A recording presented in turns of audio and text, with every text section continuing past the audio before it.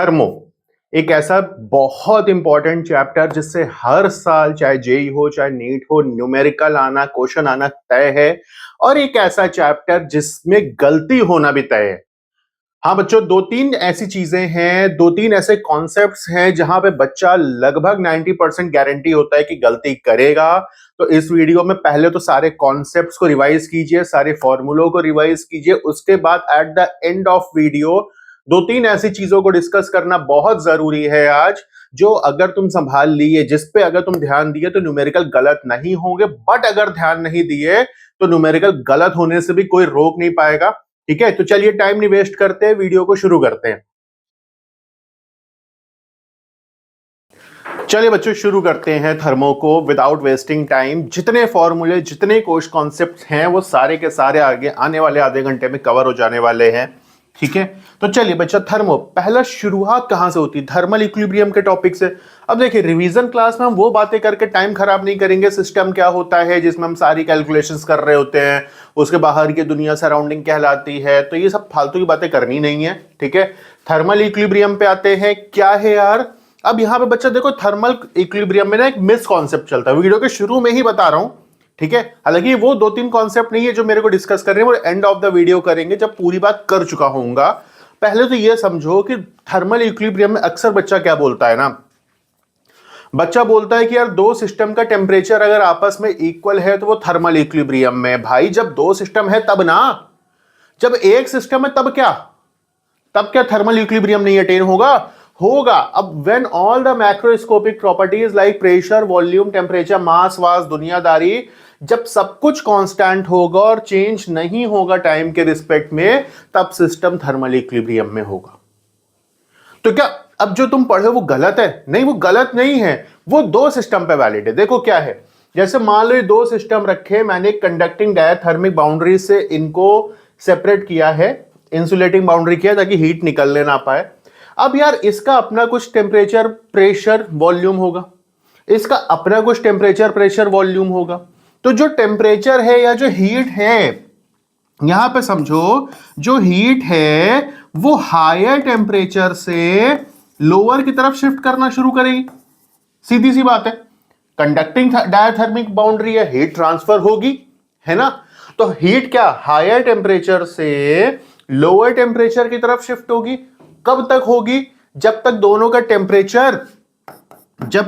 Temperature क्या नहीं हो जाता, बराबर नहीं हो जाता, तब तक होगी। और जब दोनों का टेम्परेचर बराबर हो चुका होगा तो बच्चा अब हीट एक जगह से दूसरी जगह ट्रांसफर नहीं होगी। That steady condition is known as thermal equilibrium. इसीलिए तुमको बताया जाता है दो का टेम्परेचर बराबर होगा, बट वो कब होगा और क्यों होगा वो जानना भी बहुत जरूरी है। कॉन्सेप्ट इंपॉर्टेंट है। तो ये बात समझ में आई। अब जब थर्मल इक्विलिब्रियम पढ़ते हैं तो वहां से हमारा कॉन्सेप्ट कौन सा आता है? Zeroth law of thermodynamics.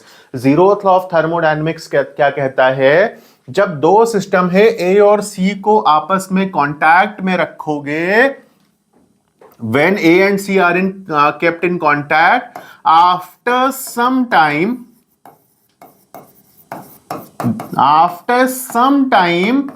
they are in thermal equilibrium। तुरंत नहीं होंगे,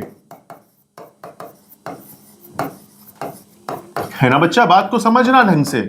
after some time they are in thermal equilibrium. और फिर बी और सी को अगर कांटेक्ट में रखोगे तो यहां पे भी सेम काम होगा। आफ्टर सम टाइम, सेम नहीं है sorry, after some time they are in thermal equilibrium, ये भी होंगे। अब they are in thermal equilibrium का मतलब समझो, यहां पे मतलब समझो कि भाई temperature of A equal to temperature of C हुआ होगा। यहां पे temperature of B equal to बच्चा टेम्परेचर ऑफ सी हुआ होगा कि नहीं? मतलब क्या है कि यार ए और बी का टेम्परेचर भी आपस में क्या हो गया होगा? बराबर हो गया होगा। तो जीरोथ लॉ ऑफ थर्मोडायनेमिक्स क्या कहता है कि अगर ए और सी थर्मल इक्विलिब्रियम में है, बी और सी भी थर्मल इक्विलिब्रियम में है, तो ए और बी भी आपस में थर्मल इक्विलिब्रियम में होंगे। एकदम सिंपल सी बात बोलता है। ठीक है, आगे बढ़े। ठीक, चलिए total energy of an ideal gas at rest थोड़ा बेसिक कॉन्सेप्ट है, समझ लो। या टोटल एनर्जी होता क्या है? Internal energy plus external energy, यही होता है टोटल एनर्जी। अब बच्चा इंटरनल एनर्जी क्या होती है? Potential energy plus kinetic energy होती है, ठीक। अब पोटेंशियल एनर्जी क्यों होती है? Due to intermolecular force of attraction between molecules of a gas, है ना। काइनेटिक एनर्जी होगी due to motion of molecule. और जब मॉलिक्यूल रेस्ट पे है तो काइनेटिक एनर्जी की वैल्यू क्या हो गई यहां पे? 0। तो अल्टीमेटली जो इंटरनल एनर्जी है वो केवल और केवल पोटेंशियल एनर्जी बची। एक्सटर्नल एनर्जी 0 होगी because it is at rest, क्योंकि वो होती क्या है? मॉलिक्यूल के मूवमेंट की वजह से, जो होगी नहीं। तो अल्टीमेटली जो इस चैप्टर में आप बात करने वाले हो थर्मोडायनेमिक्स में, उसमें जो टोटल एनर्जी होगी किसी भी गैस की, वो केवल और केवल उसकी पोटेंशियल एनर्जी होगी और कोई भी एनर्जी एग्जिस्ट नहीं करेगी। इतनी सी बात करनी थी जो आपके समझ में आ गई होगी, ठीक है। इसलिए हम यू से रिप्रेजेंट कर रहे होते हैं इंटरनल एनर्जी को थर्मो में, समझे। चलिए, वर्क डन। कुछ नहीं है, बहुत आसान है। कोई सिस्टम था, ये मान लीजिए इसका क्रॉस सेक्शनल एरिया ए है, ठीक है। इसको कुछ एक्सपैंड वगैरह किए तो D W equal to F D X, force क्या होता है? Pressure into area, A into D X क्या होता है बच्चा? डीवी होता है। तो D W equal to P DV. दो अलग अलग फॉर्म, ये तो वही है। W equal to integration of P D B, V1 से V2 या P V2 माइनस V1।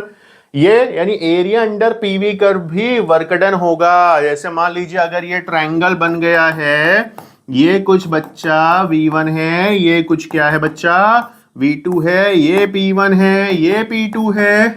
तो कुछ नहीं करना है, एरिया निकाल लेना, half base into height, V2 minus V1 into P2 minus P1, answer हो जाएगा। कुल मिला के तुमको एरिया निकालना है, बट कब? जब पीवी कर्व होगा। कब? जब पीवी कर्व होगा, है ना। ध्यान रखिएगा बच्चों, वरना कांड हो जाता है यहाँ पे। चलो, फर्स्ट लॉ ऑफ थर्मोडायनेमिक्स क्या कहते हैं? बहुत इंपॉर्टेंट प्राण है इस चैप्टर के, फर्स्ट लॉ ऑफ थर्मोडायनेमिक्स, ठीक है। क्या कहता है भाई? Law of conservation of energy पे डिपेंड करता है, मतलब बेसिकली है ही वो law of conservation of energy. कहता है कि भाई अगर आपने लंच किया, आपको 50 जूल की एनर्जी मिली, 10 जूल तुम्हारी इंटरनल एनर्जी के तौर पे सेव हो चुकी है, तो बाहर आवारागर्दी करने के लिए कितनी बची है तुम्हारे पास? वर्क डन कितने से कर सकते हो? 40 से कर सकते हो। यानी जो टोटल हीट किसी भी सिस्टम को दिया गया, वो दो पार्ट में डिवाइड हुई, कुछ उसकी इंटरनल एनर्जी और बाहर आवारागर्दी करने में जो वर्क डन करना पड़ेगा उसके बराबर होगी।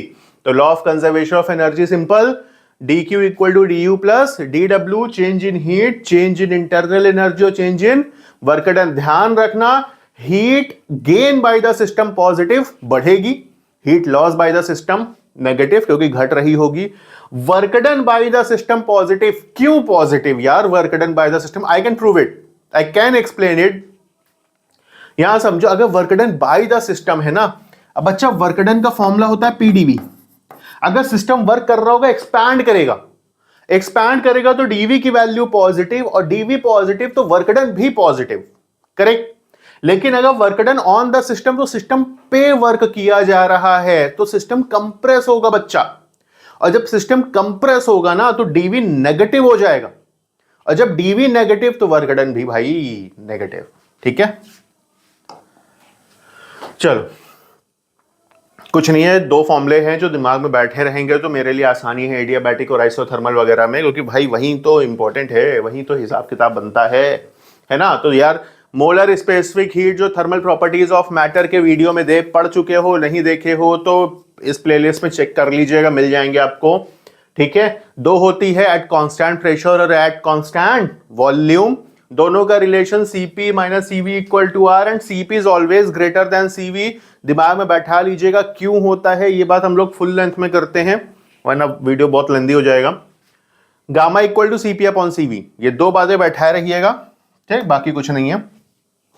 आइए अब अलग अलग प्रोसेसेस हैं, शुरू करते हैं। नोट्स लेके बैठिएगा, पेन पेपर लेके हर एक चीज नोट कीजिए, इसके अलावा कुछ नहीं चाहिए होगा तो वो कुछ भी नहीं, ठीक।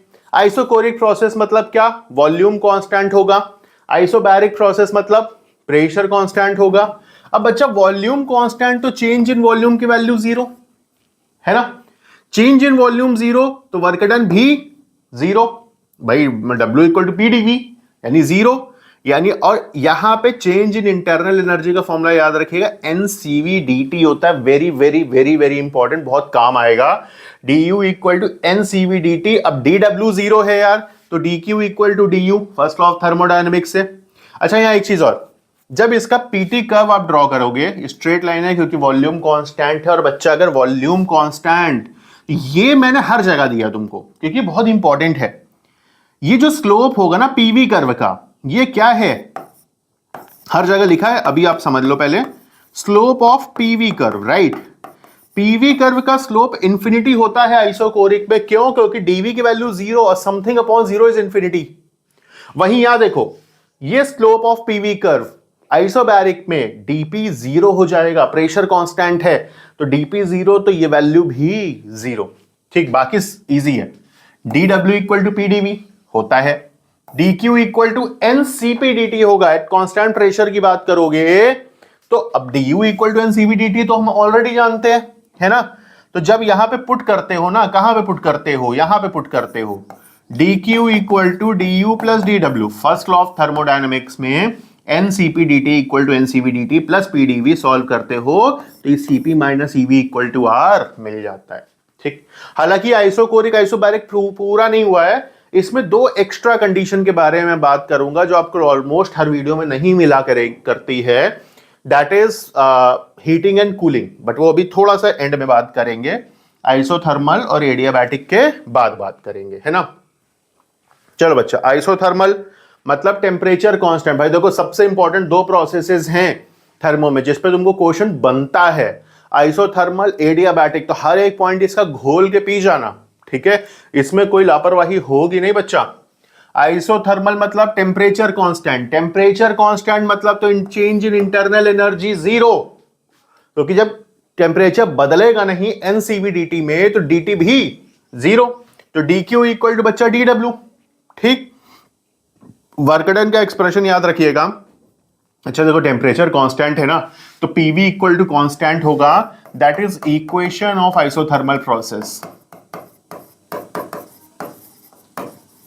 Equation of isothermal process. ठीक है, अब W equal to 2.303 nRT log base 10 B2/V1 अगर वॉल्यूम का टर्म में डेटा देता है तो बच्चा, और अगर प्रेशर के टर्म में देता है तो V2/V1 की जगह पे आप P1/P2 लिख लेंगे, बाकी रेस्ट एवरीथिंग इज सेम।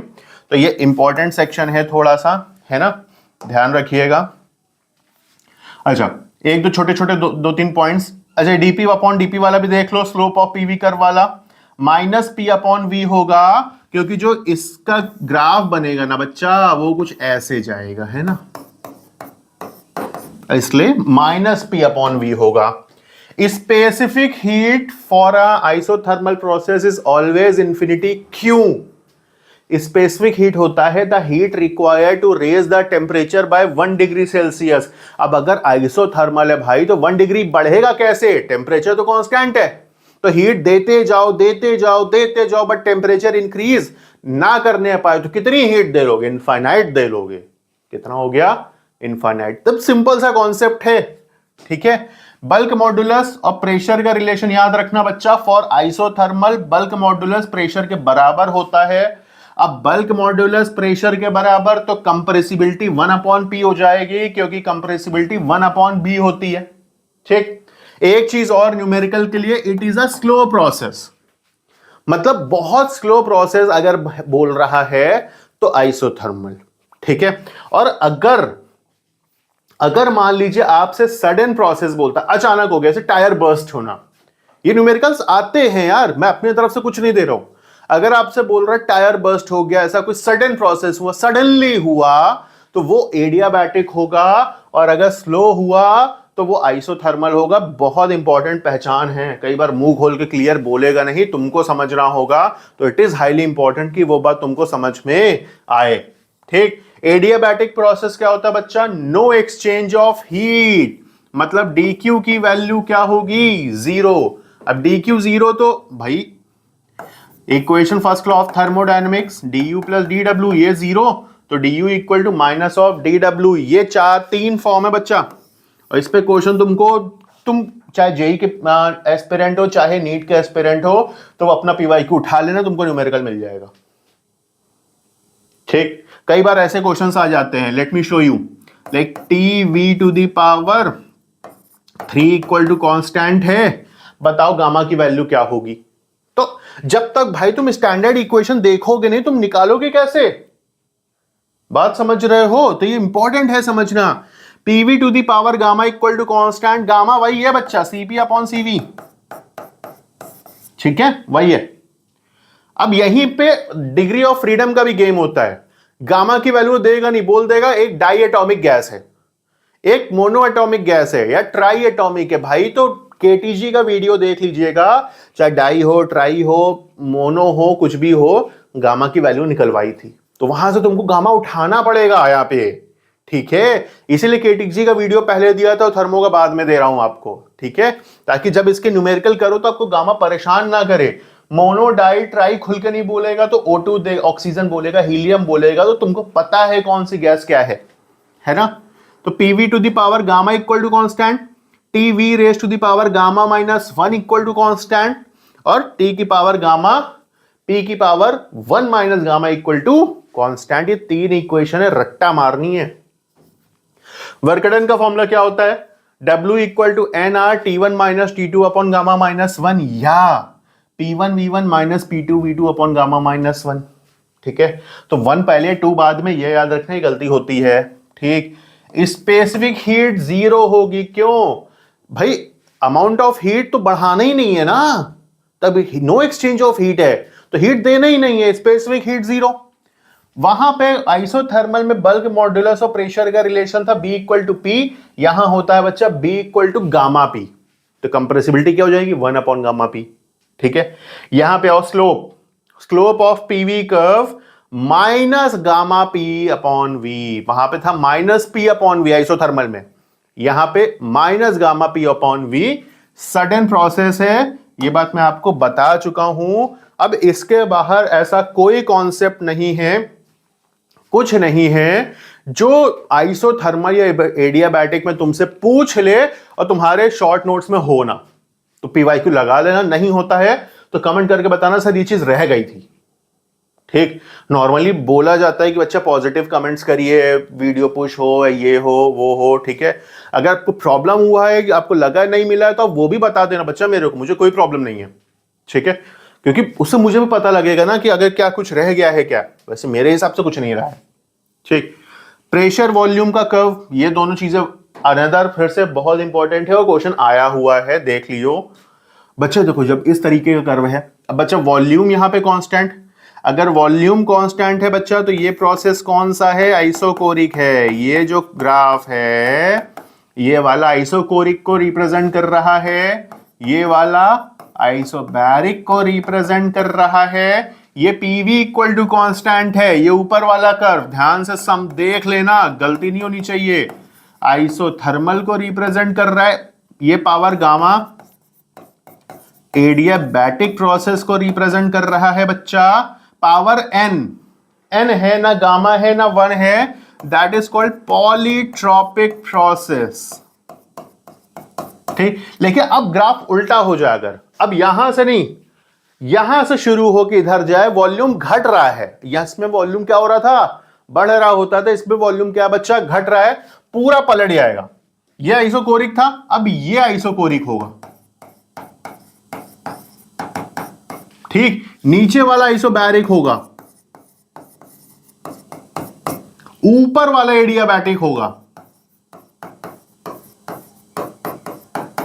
नीचे वाला आइसोथर्मल होगा, ये वाला।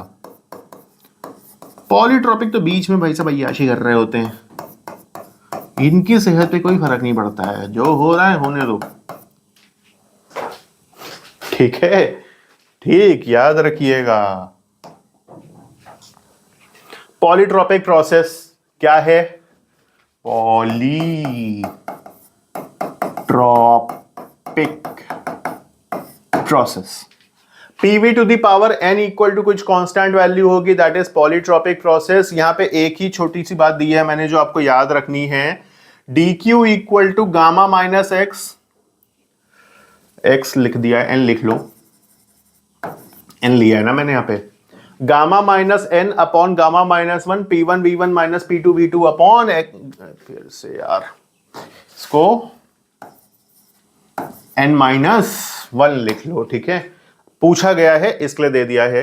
अच्छा, ये पॉलीट्रॉपिक से रिलेट नहीं कर रहा है, ठीक है, तो यहां पे कुछ नहीं है, आपको बस इतना याद रखना है जो इंटरनल एनर्जी है गैसेस की सबसे ज्यादा होती है और सॉलिड की सबसे कम होती है। गैसेस की सबसे ज्यादा और सॉलिड की सबसे कम। साइक्लिक प्रोसेस में चेंज इन इंटरनल एनर्जी 0 होता है, ये पॉइंट आगे मिस हो गया था इसलिए बाद में लिखा है मैंने, ठीक है। चलिए एक दो छोटे छोटे पॉइंट्स और हैं जो नोट कर लीजिएगा, ये एक्स्ट्रा है, अभी तक जो पढ़ा है वो सब पढ़ाते हैं, ठीक है। आइसोबैरिक में कूलिंग और हीटिंग के कुछ इंपॉर्टेंट पॉइंट्स है जो आपके दिमाग में होने चाहिए, वेरी इंपॉर्टेंट। आइसोबैरिक एक्सपेंशन है, अगर आइसोबैरिक यानी कांस्टेंट प्रेशर पे एक्सपेंशन होता है, वॉल्यूम बढ़ता है, तो वो हीटिंग प्रोसेस होता है बच्चा, इस बात को ध्यान रखिएगा। और अगर कंप्रेशन हो रहा होता है, वॉल्यूम घट रहा होता है, तो वो कूलिंग प्रोसेस होता है। अब बच्चा हीटिंग प्रोसेस है, टेम्परेचर बढ़ रहा है, हीटिंग प्रोसेस टेम्परेचर बढ़ रहा है, चेंज इन इंटरनल एनर्जी बढ़ जाएगी, एक्सपेंशन हो रहा है, वॉल्यूम भी बढ़ रहा है, तो डीडब्ल्यू भी पॉजिटिव होगा। Heat flows into the system, तभी तो हीट हो रहा है यार, तो डीक्यू भी पॉजिटिव। लेकिन कूलिंग में टेम्परेचर घट रहा है, डीयू नेगेटिव, वॉल्यूम घट रहा है, डीडब्ल्यू नेगेटिव है, और हीट बाहर जा रही है, कूल डाउन हो रहा है, तो डीक्यू भी नेगेटिव। ये जरूरी पॉइंट्स हैं, तो स्किप नहीं होने चाहिए। आइसोकोरिक प्रोसेस, जिसको हम आइसोमेट्रिक प्रोसेस भी बोलते हैं, आइसोमेट्रिक हीटिंग और आइसोमेट्रिक कूलिंग दोनों को समझो, ठीक है। आइसोमेट्रिक हीटिंग, ठीक है। अब आइसोकोरिक है, वॉल्यूम कांस्टेंट हो चुका है, समझो यहां पे बात को, वॉल्यूम यहां पे क्या हो चुका है बच्चा, कांस्टेंट। प्रेशर बढ़ेगा, हीट कर रहे हो, प्रेशर बढ़ेगा, हीट कर रहे हो, टेम्परेचर बढ़ेगा। अगर प्रेशर बढ़ रहा है, टेम्परेचर बढ़ रहा है, तो डीक्यू भी पॉजिटिव और डीयू भी पॉजिटिव। सेम इसका उल्टा कर दो आइसोमेट्रिक कूलिंग में, क्या भाई कूलिंग कर रहे हो, प्रेशर भी घटाओगे, टेम्परेचर भी घटाओगे, और प्रेशर टेम्परेचर घटाओगे तो डीयू भी नेगेटिव होगा और डीक्यू भी नेगेटिव होगा। तो यहां पे ये वो इंपॉर्टेंट पॉइंट्स थे जो आपको ध्यान रखने हैं। अब जो मैंने शुरू में बात किया था वीडियो में, वहां कोई फॉल्स प्रॉमिस नहीं था, तो उसमें पहली मिस्टेक को डिस्कस करते हैं जो बच्चा करता है और जो मेरा एक्सपीरियंस है कि बच्चा करता है, ठीक है। अक्सर जब बच्चे को ग्राफ आता है ना, ऐसे मान लो कि पीटी कर्व है, ठीक है, अब कुछ ग्राफ बन के आ गए, यहां पे सुन लेना बात को, ठीक है, आपका बेनिफिट ही होगा, नुकसान कुछ नहीं है। अब बच्चा क्या करता है ना, जैसे मान लो उसने पूछ दिया कि यार 1 mole of an ideal gas oxygen है, हीट पीट कर रहे हो, ये रीडिंग फीडिंग कुछ गिवन है, find work done, find work done, this one is very important, सुनना, फाइंड वर्क डन। अब बच्चे के दिमाग में सेट होता है area under curve is work done. भाई पीवी कर्व का area under curve work done होता है, पीटी कर्व या वीटी कर्व या का नहीं। इस बात को बहुत गौर से समझना, बच्चा गलती करता है ये। मैं लगातार टेस्ट सीरीज वगैरह में देख रहा होता हूं, जब डिस्कस कर रहा होता हूं बच्चों के साथ, अरे सर हम तो ध्यान ही नहीं दिए थे, ठीक है। तो ये सब गलती मुझे भी नहीं पता लगती, तो आप लोग को बताते हो तो डिस्कस करते हो तो बात समझ में आती है मेरे, ठीक। तो बच्चा यहां पे एरिया नहीं निकालना है, अगर पीवी कर्व नहीं है तो वर्क डन कभी एरिया से नहीं निकलेगा। अब सवाल उठता है कैसे निकलेगा। अब बच्चा पहले तो तुम ये काम करना कि डीयू को ले लेना 0।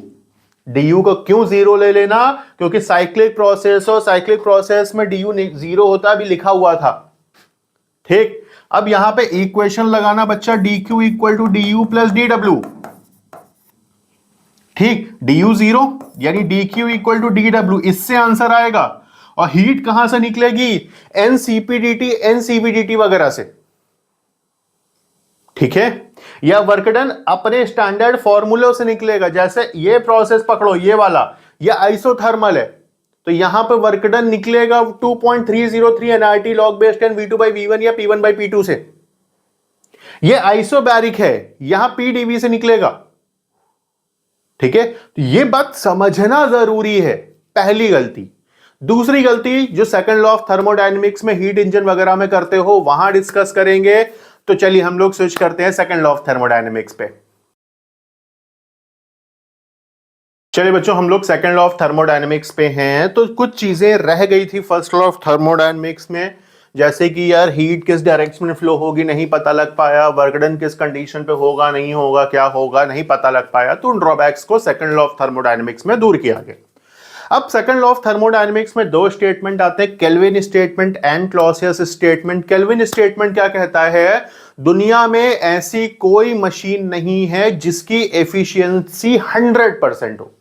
बहुत सिंपल सा स्टेटमेंट है, मतलब दुनिया में ऐसी कोई मशीन नहीं है जिसको जितनी एनर्जी दो पूरे के पूरे का वर्क डन कर ले। हम तुम गाड़ी चलाते हैं, बाइक चलाते हैं, स्कूटी चलाते हैं, कार चलाते हैं, भाई 100 रुपए का पेट्रोल भरा रहे हो तो बमुश्किल 25 रुपए का इस्तेमाल होता है वर्क डन में, लगभग 25% की एफिशिएंसी।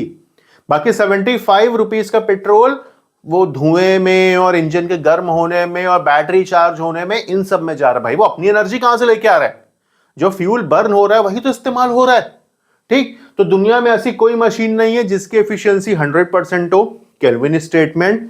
एग्जांपल हीट पंप ले लें। अब हीट पंप में क्या है, मान लो हीट इंजन ले लो, ठीक है, sorry heat engine, heat pump भी है कोई दिक्कत नहीं है, लेकिन बात यहां पे मैंने हीट इंजन की है, इसलिए यहां पे हीट इंजन।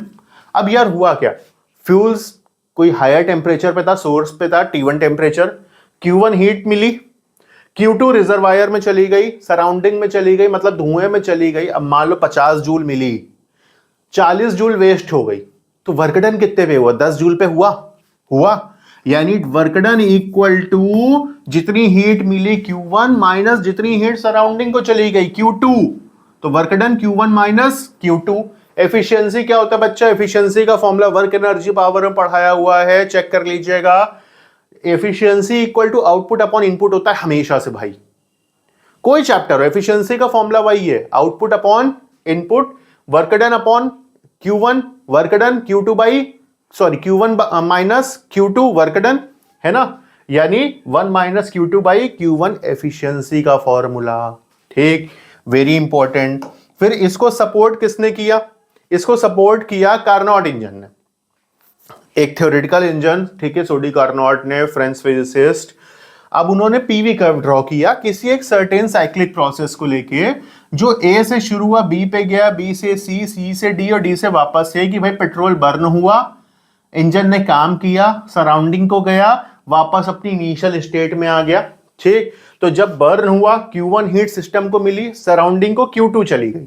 ठीक, अलग अलग सीन पे P1 V1 P2 V2 P3 V3 और P4 V4 थे। ठीक, अब बच्चा यहां पे आओ।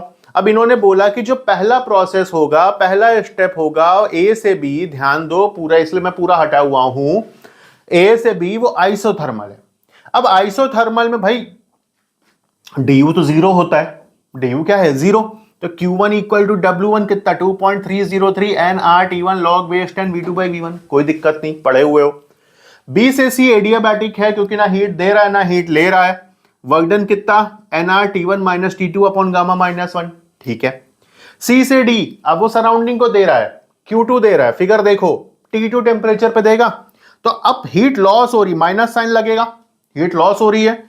W3 कितना, 2.303 nRT2 log base 10 V4 by V3, क्योंकि यहां पे फाइनल ये है और यहां पे इनिशियल ये है। अब यहां पे ये अपनी स्टेट पे आ रहा है, ना हीट गैस दे रहा है ना ले रहा है, एडियाबैटिक है बच्चा। nRT2 minus T1 upon gamma minus 1, process reverse हो चुका है ना, यहां पे T1 माइनस T2 था तो यहां T2 माइनस T1। जब ऐड करोगे ना टोटल वर्क डन के लिए, तो W4 W2 से कैंसिल हो जाएगा, ध्यान दो, बचेगा क्या, W1 प्लस W3, मतलब Q1 माइनस Q2। प्रूव हो गया, यही बात तो आसान भाषा में समझाई थी। ठीक है, अब फिर ये सारी वैल्यूज रख करके इन्होंने फर्दर सॉल्व किया, तो इनको ये सारे रिजल्ट्स मिले। जो हम लोग अभी पढ़ के आए 1 माइनस Q2/Q1। अब 1 माइनस T2/T1 इन्होंने इसलिए लिखा क्योंकि इन्होंने ये बात भी प्रूव किया कि जो हीट है टेम्परेचर के डायरेक्टली प्रोपोर्शनल होगी, मतलब Q1/Q2 इक्वल टू T1/T2 होगा। ठीक, एकदम सिंपल सी बात। अब आते हैं सेकंड स्टेटमेंट पे, क्लॉसियस स्टेटमेंट। क्लॉसियस स्टेटमेंट का कहना था heat always flow from higher temperature to lower temperature. ठीक, यही होता है। अब अगर हीट को रिवर्स डायरेक्शन में फ्लो करना है तो without adding external agency possible नहीं है। जैसे एयर कंडीशनर, रेफ्रिजरेटर, तो उसमें एक्सटर्नल एजेंसी कंप्रेशर जो फोर्स लगाता है और हीट की डायरेक्शन को रिवर्स करता है ना। तो इनका एग्जांपल हो गया रेफ्रिजरेटर। अब यार हॉट रिजर्वायर T1 हो गया, ये रेफ्रिजरेटर है, कोल्ड रिजर्वायर T2 हो गया, मतलब इनसाइड रेफ्रिजरेटर उसे Q2 हीट खींच के निकाला, सराउंडिंग को Q1 दे दिया। इस पे वर्क डन करना पड़ा, इसने वर्क डन नहीं किया, इस पे कंप्रेशर ने वर्क डन किया है, that is higher minus lower, that is Q1 minus Q2।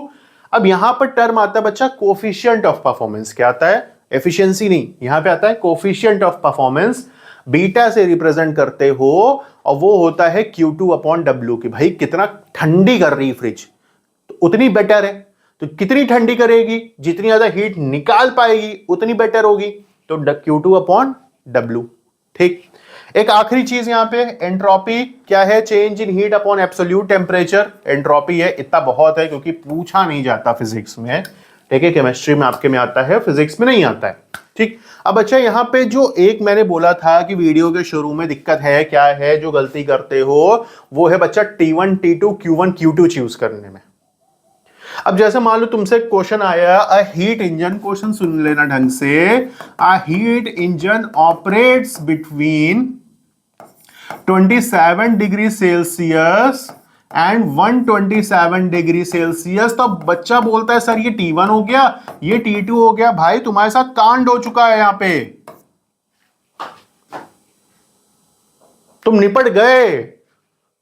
ठीक है, कहां तुमने गलत कर लिया।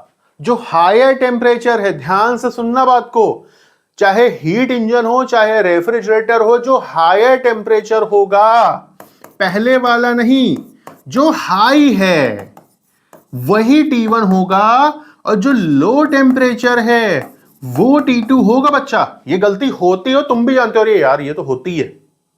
ठीक है, तो ये इस बात को ध्यान रखना। तो T1 बच्चा ये होगा और T2 बच्चा ये होगा, ये ध्यान रखना। तो ये छोटी छोटी गलतियां संभालिए, और अगर तब भी कोई गलती हो रही है, कोई दिक्कत हो रही है, कोई परेशानी हो रही है, कमेंट करके बताइए या मेरे को मैसेज करके बताइए। ठीक है, वो प्रॉब्लम आपकी रिजॉल्व होगी। ठीक है, तो अब ये आपका हीट का सेक्शन पूरा हो गया, थर्मल प्रॉपर्टीज हो गया, केटीजी हो गया, थर्मो हो गया। अगले वीडियो में हम ऑक्सीलेशन के साथ मिलेंगे। Till then good bye guys, take care, bye bye.